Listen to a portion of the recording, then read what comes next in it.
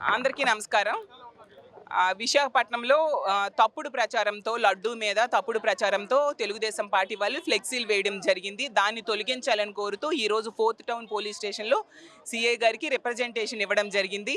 తప్పులు తెలుగుదేశం పార్టీ వాళ్ళే చేసి మళ్ళీ మా కార్యకర్తల మీద దాడులు చేస్తూ ఉన్నారు. ఇది ఎంతవరకు సమంజసం? అసలు ఈ రాష్ట్ర ప్రజలకు అర్థం కావట్లేదు. గత 2, 3 రోజులుగా జరుగుతున్న విధ్వంసాలు చూసి అసలు మనం ఆంధ్రప్రదేశ్‌లో ఉన్నామా? లేదంటే ఆఫ్ఘనిస్తాన్‌లో ఉన్నామా? అర్థం కాని పరిస్థితి. అసలు ప్రజాస్వామ్యం అనేది లేకుండా పూర్తిగా రెడ్ బుక్ రాజ్యాంగం అమలు మీద దృష్టి పెట్టారు.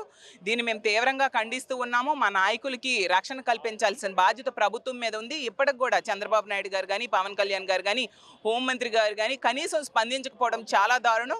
మా మాజీ మంత్రి గారైన అంబటి రాంబాబు గారు హోందాగా నేను తన వ్యాఖ్యలు వెనక్కి తీసుకుంటానని చెప్పారు కదా, అయినా ఎందుకు ఇలా చేస్తూ ఉన్నారని మేము అడుగుతూ ఉన్నాము.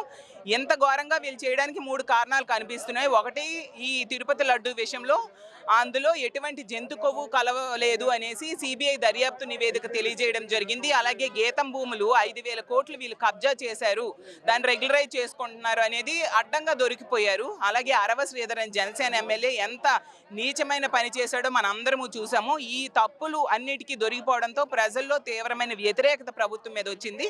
దాని నుంచి డైవర్ట్ చేయడానికి ఇలాంటి పనులు చేస్తూ ఉన్నారు. ఎట్టి పరిస్థితుల్లో ఇక్కడ గవర్నర్ గారు జోక్యం చేసుకొని రాష్ట్రపతి పాలన విధించాల్సిందిగా మేము డిమాండ్ చేస్తూ ఉన్నాం.